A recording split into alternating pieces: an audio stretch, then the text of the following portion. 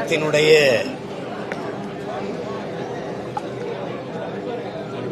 பெருமைக்குரிய பேரரசி மாதர் குலத்தினுடைய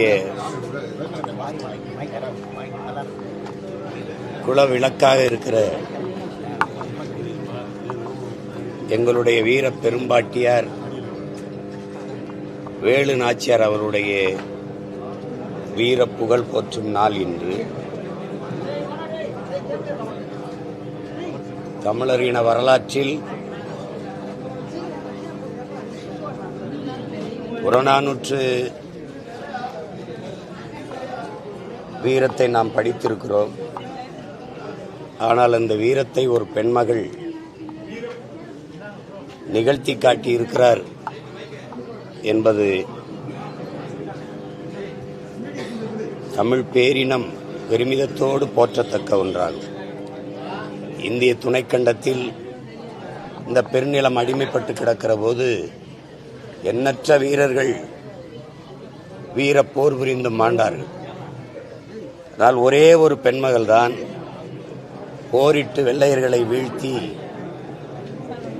தான் இழந்த தாய் நிலமான சிவகங்கை சீமையை மறுபடி மீட்டு மகுடம் சூடி 10 ஆண்டுகள் தொடர்ச்சியாக ஆட்சி புரிந்து அதன் பிறகு எங்கள் வீர பெரும்பாட்டன்கள் மறுதிருவர் கையிலே இந்த மண்ணை ஒப்படைத்து அவர்கள் 12 ஆண்டுகள் மகத்தான மக்களாட்சியை, மக்கள் நலன் சார்ந்து மக்கள் போற்றக்கூடிய ஆட்சியை செய்தார்கள் என்பது எங்களினுடைய பெருமைமிக்க வரலாறு.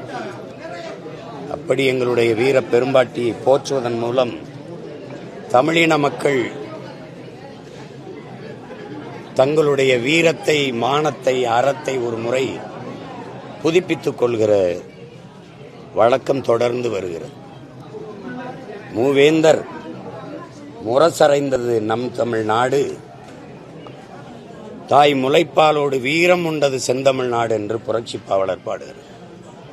அப்படி பாலூட்டிய தாயே வீர மரத்தியாக இருந்தது தமிழரின வரலாற்றில் எங்கள் வீர பெரும்பாட்டியார் வேலு நாச்சியார் தான். அவருடைய புகழை போற்றுவதன் மூலம் தமிழ் இளம் தலைமுறையினர் ஒரு புத்தளிச்சி பெற்று எந்த நிலத்தின் வளம் களவு போயிடக்கூடாது, எந்த நிலம் அந்நியனுக்கு அடிமைப்பட்டு விட அநீதிக்கு எதிரான அரசியல் போர் புரிந்து கொண்டிருக்கிறோம். அதற்கு எங்கள் பாட்டி எங்களை வாழ்த்தி வழி அனுப்புவாள் என்ற நம்பிக்கையோடு அவருக்கு மாலையிட்டு எங்களுடைய வணக்கத்தை செலுத்துவோம். எஸ்ஐஆருக்கு முன்னாடி கடுமையாக எதிர்த்தாங்க தாவேகாவோட. நாங்கள் நீதிமன்றம் போயிருக்கோம். ஆனா 97 லட்சம் வாக்காளர் நீக்கப்பட்ட பிறகு ஒருத்தர் கூட அதை பத்தி விமர்சனம் பண்ணல. முதல்வர் தொகுதியிலே இவ்வளவு ஓட்டு போயிருக்கு, துணை முதல்வர் போயிருக்கு, அதை பத்தி விமர்சனமே வரலையே. அது என்ன காரணம்? இல்லை, மற்றவங்க செய்யறாங்க, செய்யல இல்லை, நாங்க தொடக்கத்திலிருந்து எதிர்க்கிறோம். இதுல 1 கோடி வாக்கு போயிரும்னு சொன்னது நான் தான். ஏன்னா 81 லட்சம் வாக்கை பீகாரில் அவங்க எடுத்திருக்காங்க. அதில் அதிகப்படியாக இஸ்லாமிய மக்களினுடைய வாக்கு உங்களுக்கு தெரியும். அதில் இப்போ நம்ம என்ன ஒரு யதார்த்தமாக நீங்கள் பாருங்க, நம்ம ஒரு விவசாய குடும்பத்தில் இருக்கிறோம். களை பறிக்கணும்னா என்ன பண்ணுவோம்? களையை மட்டும்தான் பறிப்போம். மறுபடியும் களைக்கு பயந்துக்கிட்டு நிலத்தை மொத்தமாக உழுது விதைப்போம்னு யாராவது சொல்லுவோமான்னு பாருங்க. இப்போ ஒரு பிழை நிகழ்ந்திருக்குன்னா இறந்தவர்கள் இன்னும் வாக்காளர் பட்டியல் இருக்காங்க, நீக்கலைன்னா அதை பார்த்து நீக்கணும். இது ஒரு வேலை, சின்ன வேலை. 2 வாக்கு ஒருத்தர் வச்சிருக்கிறாரு, அது தவறு அப்படின்னா அதை பார்த்து நீக்கணும். இப்ப கள்ள வாக்கு பதிவு செய்யறத கண்காணிப்பு கருவி வைக்கிறீங்க. அப்ப அதுல ஒருவர் 2 முறை வாக்கு செலுத்துறாருங்கிறத பார்த்தா அவரை தண்டிக்கணும், நடவடிக்கை எடுக்கணும். அதை விட்டு மொத்த வாக்கை அழிச்சிட்டு மறுபடி பதிவு பண்ணுங்கிறது ஒரு கால அவகாசம் எடுத்துக்கணும்.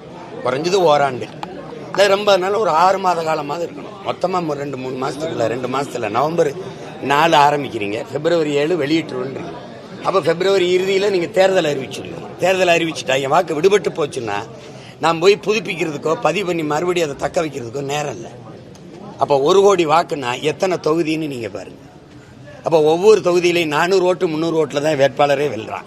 அங்கங்க 50,000 80,000 75,000 20,000 30,000 வாக்கு நீ தூக்கிட்டீங்கன்னா என்ன தேர்தல் இது? ஏற்கனவே உங்களுக்கு தெரியும், 100 விழுக்காடு வாக்காளர்கள்ல 65 விழுக்காடு தான் வாக்கு செலுத்தவே வாரான். நமக்கு இன்னும் சந்தேகம் என்ன, இந்த வேட்பாளர் மேல நம்பிக்கை இல்லையா, இந்த ஜனநாயகத்து மேலேயே அவனுக்கு நம்பிக்கை இல்லையான்னு தெரியல. அப்படி இருந்தாலும் அந்த வாக்கு செலுத்த வர்றதுக்கே காசு கொடுத்தா தான் வாரான், சாப்பாடு சாராயம் கொடுத்தா தான் வாரான். இந்த நிலையில நீ இருக்கிற வாக்கையும் தூக்கிட்டீங்கன்னா, இப்ப என் தம்பி இப்போ என் குழந்தைய போட்டிடுது சிவகங்கையில், என் தம்பி 2 பேரும் இறந்தோர் பட்டியலில் சேர்த்தா எப்படிப்பட்ட சீர்திருத்தம், எப்படிப்பட்ட வேலைன்னு பாருங்க. நீங்க முன்னாடி நாள் நல்ல கல்வியாளர்களை, ஆசிரியர் பெருமக்களை விடுமுறை காலத்தில் அனுப்புவாங்க.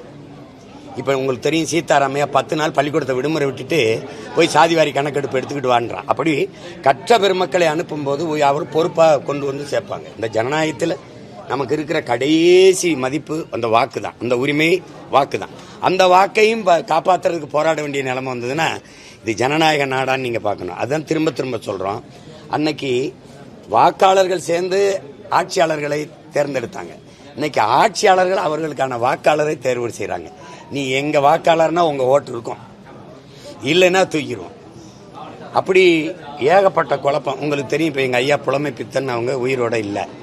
ஆனால் அவங்க வாக்கு இருக்கு. அவர் புகழ்பெற்ற கவிஞருங்கிறனால, புலவருங்கிறனால அவர் இறந்துட்டாரான்னு அவர் வாக்கு இருக்குன்னு கண்டுபிடிக்கிறீங்க. நீங்க சொன்னது இதை நீக்கிறதுக்கு தான் வர்றேன்னு. அப்போ எங்க நீக்கலையே. அப்படி ஒரு இடத்துல நடக்கிற பிழை கண்டுபிடிக்கப்படுதுன்னா அப்படி நாடங்களும் எத்தனை ஆயிரம் பிழை நிகழ்ந்திருக்குங்கிறத பார்க்கணும். அப்போ இது ஒரு திட்டமிட்டு, அதான் சொல்றாருல அம்மா நிர்மலா சீதாராமனுடைய கணவர் சொல்றாரு, இது ஒரு ஜனநாயக படுகொலை, அரசியல் படுகொலை. இது மக்களுடைய கடைசி உரிமையை பறிக்கிற ஒரு படுகொலை. இவங்க அதை கண்டிக்க மாட்டாங்க. ஏன்னா இப்போ ஆட்சியில் இருக்கிறவங்க அவங்க வாக்க வச்சுக்கிட்டு மீதியை தூக்கி விடலாம். உங்களுக்கு பிஜேபி அதையே செய்யலாம். நம்மளை மாதிரி எளிய பிள்ளைகள் என்ன செய்ய முடியும்? இப்போ நான் போராடினேன், உங்களுக்கு தெரியும், போராடினேன், முறையிட்டேன், இதை தொடக்கத்திலேருந்து எதிர்க்கிறேன். ஆனால் பயன் இல்லை. இப்போ என்ன பண்ணணும்? அதை மறுபடி வாக்குப்பதிவுக்கு போகிறோம். நாங்கள் என்ன பண்ணுறோம்? ஊராக போய் அம்மா உங்கள் வாக்கு இருக்கா, பதிவாயிருக்கான்னு கேட்டு எங்கள் பிள்ளைகள் அவங்க செய்ய வேண்டிய வேலையை இப்போ நாங்கள் ஊராக ஒவ்வொரு தொகுதியிலையும் செஞ்சுக்கிட்டு இருக்கோம். அதுதான் செய்ய முடியும். இப்போ அதை விட்டால் நமக்கு வேறு வழி இல்லை. அதிகாரத்தில் இருக்கிறவர்கள் என்ன முடிவு எடுத்திருக்கு சொல்லுங்க. நீதிமன்ற உத்தரவு மீறி தீவை ஏற்றி இருக்காங்க. பட் இதுக்காக நீதிபதி மேலேயே இது கொடுத்துருக்காங்க. அதை பண்ணி பாக்குறீங்க? இல்லை, அதை நான் நீதிபதி அவர்களும் அதை பண்ணியிருக்க கூடாது. தமிழ்நாடு அரசும் இவ்வளவு கவனம் பண்ணியிருக்க கூடாது. இந்த அறநிலைத்துறை அங்க போய் அந்த சிக்கந்தர் தர்கால உயிர் பழை விடுவதற்கு கூடாதுன்னு சொல்லி தடுக்குது பத்தியில, அந்த இடத்துல இருந்து இந்த பிரச்சனை உருவாகுது. அது பல ஆண்டுகளா அது வணங்கிக்கிட்டு இருக்க ஒரு வழிபாடு. நமக்கு நம்ம முருகன் கோயிலில் நம்ம தீபம் ஏத்துறது, தைப்பூசத்துக்கு ஏத்துறோம்னா அது பன்னெடுங்காலமா இருக்கிறது. என் முருகன் நேற்று வந்தவன் இல்லையே. திருப்பரங்குன்றம் மலையில நாங்கள் திருப்பரங்குன்றத்தில் இருக்கிற கோயிலில் நாங்கள் வழிபடுறது இன்னைக்கு நேற்று இல்லையே. அப்போ ஒரு அரசு, பொறுப்புள்ள அரசு, ஒரு மாண்புமிக்க நீதி என்ன பண்ணியிருக்கணும்னா பிரச்சனை வரக்கூடாது. மனிதனுக்காக தான் எல்லாம், சட்டம் மதம் எல்லாமே மனிதனுக்காக படைக்கப்பட்டதான், மதத்துக்காக மனிதன் இல்லை. இங்க எல்லாவற்றுக்கும் மேலானது மனிதன் தான். அப்ப என்ன பண்ணணும்னா இரு சமய வழிபாட்டுக்கு இடையூறு இருக்கக்கூடாது. ஒரு நல்லிணக்க குழு அமைச்சு 2 மத பெரியவர்களையும் கூப்பிட்டு பேசி அறநிலைத்துறை தலையிட்டோ அல்லது முதல்வர் தலையிட்டோ அவரவர் வழிபாட்டில் ஒருத்தர் தலையிடாதீங்க. நீங்க தற்கால வழிபடுறதுக்கு இவங்க தொல்லை பண்ண மாட்டாங்க, நீங்க விளக்கேற்றி வழிபடுறதுக்கு முருக வழிபாட்டுக்கு நீங்க தொல்லை பண்ணக்கூடாது. அதுக்கு தேவைன்னா உங்களுக்கு அரசு முழு ஒத்துழைப்பு கொடுக்குது. தேவைன்னா இந்த அறநிலைத்துறை அமைச்சரே வருவார், இல்லை எங்கள் துறை சார்ந்த யாராவது வருவாங்க. நீங்கள் நல்லபடியாக சாமி கும்பிடுங்க, இங்கே பிரச்சனை இருக்கக்கூடாது. ஒரு தாய் பிள்ளைகளுக்கெல்லாம் உறவு பெருகன்மை ஒழிய பகை வளரக்கூடாதுன்னு பொறுப்பாக பேசியிருந்தா இது அன்னைக்கே முடிஞ்சு போயிருக்கும். நீங்கள் 2 பேருமே இதை ரசிக்கிறீங்க, அரசு இதை விரும்புது. இந்த பிரச்சனை இருக்கும்போது இப்போ நீங்கள் பாருங்கள், எத்தனை நாளாச்சு இந்த கேள்வியை கேட்டே இருக்கீங்க. இங்கே இந்த இஸ்லாமியர்கள், கிறிஸ்தவர்கள், திமுக தான் எங்களுக்கு பாதுகாப்புன்னு திமுக பக்கம் வரணும்னு நீங்கள் இந்த பிரச்சனையை வளர்க்குறீங்க. இவன் இந்துக்கள் என்ன எனக்கு பாரதிய ஜனதா தான் பாதுகாப்புன்னு இந்த பக்கம் போகணும்னு 2 பேருக்கும் லாபம் இருக்கு. அதனால இந்த பிரச்சனை தீர்ந்துடக்கூடாதுன்னு நினைக்கிறீங்க.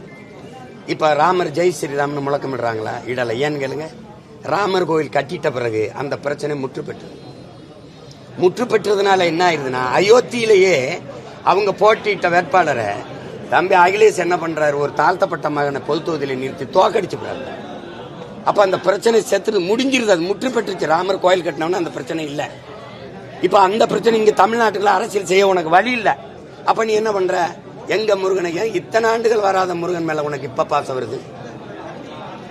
ஏன் நீ போன வருஷம் விளக்கத்தல, அதுக்கு முந்தின வருஷம் விளக்கத்தல? 15 ஆண்டுகளா பிஜேபி இருக்கு, பல 100 ஆண்டுகளா அந்த இடத்துல எங்க பாட்டன் கோயில் இருக்கு. அங்க ஏன் நீ விளக்கத்த வரல? தேர்தல் 2 மாசம் இருக்கும்போது விளக்குன்னு நிக்கிறியா? என்ன அர்த்தம் அது? அப்போ நீ அற்ப தேர்தல் லாபத்துக்காக இதை குறி வைக்கிறிய ஒழிய உண்மையிலே என் பாட்டன் மேல முருகன் மேல பக்தி இருந்தா நீ அப்பவே ஏற்றிருக்கணும். நீ நாட்டில் நல்லாட்சி கொடுக்கணும், சமூக நல்லிணக்கம் இருக்கணும், பிரச்சனை இருக்கக்கூடாது, மதச்சார்பற்ற அரசு அப்படின்னு பேசினா 2 மக்களையும் கூப்பிட்டு பேசி பிரச்சனை இல்லாம தீர்த்திருக்கணும். சத்தம் இல்லாம அரை மணி நேரத்தில் முடிஞ்சிருக்கும் இந்த பிரச்சனை. நீங்க அங்க கூட்டம் போட அனுமதிக்கிறீங்க, அவங்கள இது போட அனுமதிக்கிறீங்க. அப்ப நீங்க தான் அந்த பிரச்சனையை ஊதி ஊதி வளர்க்குறீங்க பொறுப்பற்று. அப்ப அது வந்து அரசினுடைய மெத்தன, அரசினுடைய கவனக்குறைவால இந்த பிரச்சனை இதுவரை நீளுது. அப்புறம் என்ன, வேற என்ன? நான் கேட்கறதுக்கு அண்ணன் கேட்டல இருங்க. 100 ஆண்டுகளா ஏத்தலைங்கிறீங்க. எங்க முருகன் எத்தனாயிரம் ஆண்டுகளா எங்களோடு வாழ்றான். என் இனம் தோன்றிய காலத்திலிருந்து நாங்க எங்கள் இறையா இருக்கோம். நீ இன்னைக்கு வந்து விளக்கத்துங்கிற போன வருஷம் எங்க போன? நான் அதே திருப்பரங்குன்றத்தில் திருமுருக பெருவிழா நடத்தும் போது எல்லாரும் சிரிச்சிங்க, என்னை கேவலப்படுத்தினீங்க. இப்ப எல்லாம் வேலை தூக்கிக்கிட்டு வேல் வெற்றி வேல்னு வரீங்க, அரோகரான்னு வரீங்க. அன்னைக்கு என்ன? அப்ப நீ தேர்தல் வரும்போது 2 மாசத்துக்கு முன்னாடி போய் இந்த விளக்கு பிரச்சனை கொண்டு வந்தீங்கன்னா நான் எப்படி நினைக்கிறது? உண்மையிலேயே முருகன் மேல என் பாட்ட மேல பக்தி இருந்தா நீ என்ன பண்ணிருக்கணும்? முன்னிலே பண்ணிருக்கணும். இப்ப இந்த 4 ஆண்டுகள் முடிஞ்சு இன்னும் 2 மாசத்துல தேர்தல் வர போகுது. இப்ப வந்து நான் தீபம் ஏத்துவேன் அப்படின்னா, தம்பி தீக்குச்சியில விளக்கையும் ஏத்தலாம், வீட்டையும் எரிக்கலாம். நீங்க வீட்டை கொளுத்துறதுக்கு வரிய, விளக்க கொளுத்துறதுக்கு வரல. அதான் இங்க இருக்கிற பிரச்சனை. மண்ணின் மைந்தர், நீங்க சிவகங்கையினுடைய மண்ணின் மைந்தர். சிவகங்கையில் நாம் தமிழர் கட்சி ஒருங்கிணைப்பாளர் சீமானுடைய தம்பிகள் வந்து சிவகங்கையில் போட்டியிட விருப்பம் தெரிவிக்கிறாங்க. உங்களுடைய கருத்து என்ன?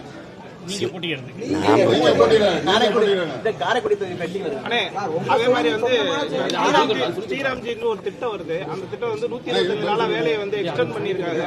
அதை வந்துட்டு எப்படி நீ பாக்குறீங்க? 100 நாள் கொடுத்ததை 125 ஆக்கிருக்காங்க. ஆனா அது திமுக வந்து எதிர்ப்பு தெரிவிக்கிறாங்க. நீங்க விவசாயியா நான் அண்ணன் வந்து இந்த திட்டத்தை ஏற்கல, 100 நாள் வேலை திட்டத்தை ஏற்கல. எங்களுடைய கோட்பாடு எப்படின்னா, மனித அறிவு, மனித உடல் வலிமை, இது 2ஐயும் வந்து உழைப்பில் ஈடுபடுத்தி உற்பத்தியை பெருக்கி லாபத்தை ஈட்டணும்.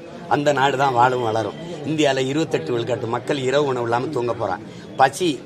பசி நிறைந்த நாட்டில் இந்தியா 100 பெரிய, அதுல முன்னேறிய நாடு இருக்கு, பசி இல்லாத நாடு இருக்குல்ல, அதுல இது 100வது இடத்துல பசியோடு இருக்க நாட்டில், அதுல முதல் இடத்துல நம்ம நாடு இருக்கு. பல லட்சம் குழந்தைகள், பல கோடிக்கணக்கான குழந்தைகள் இரவு உணவு இல்லாமல் தூங்க போறாங்க.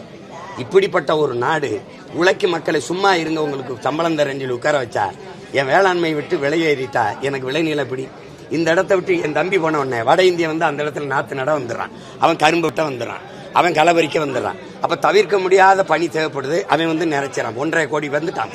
இப்ப இந்த சிக்கல்ல நாங்க வந்தா என்ன பண்ணுவோம்னா, நாங்க ஒரு பதிவு வச்சுக்கிடுவோம், அந்த 100 நாள் வேலைக்கு இருக்கிறவங்கள வச்சுக்கிடுவோம். இப்ப நீங்க கரும்பு விட்டு ஆள் கேட்டீங்கன்னா எத்தனை ஆள்னு இவங்களை அனுப்பி வைப்போம்.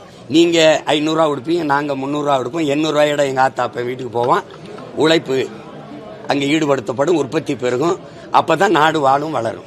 நீங்க சும்மா இருங்க, சம்பளம் கொடுக்குறோம்னா, ஏற்கனவே 186 லட்சம் கோடி இந்தியாவுக்கு கடன், 10 லட்சம் கோடி தமிழ்நாட்டுக்கு கடன். நீ கடங்கார பையன். இப்ப நீ உட்காரு காசு தரேன் 100 நாள் வேலை திட்டத்துக்கு சம்பளம் போட காசு வச்சிருக்கியா? இப்ப செவிலியர்லாம் ஏன் போராடிட்டு இருக்காங்க? நீ தானே பணிக்கு எடுத்த. கொரோனா நேரத்தில் வாங்கன்னு தேவைன்னு சொல்லி கூட்டிட்டு வந்த. இப்ப தேவையில்லைன்னு தெருவில் போடுற. பிளே ஸ்டோர் மற்றும் ஆப் ஸ்டோரில் இருந்து பாலிமர் செயலியை QR கோடு மூலம் பதிவிறக்கம் செய்யுங்கள். செய்திகளை உடனுக்குடன் பெறுங்கள்.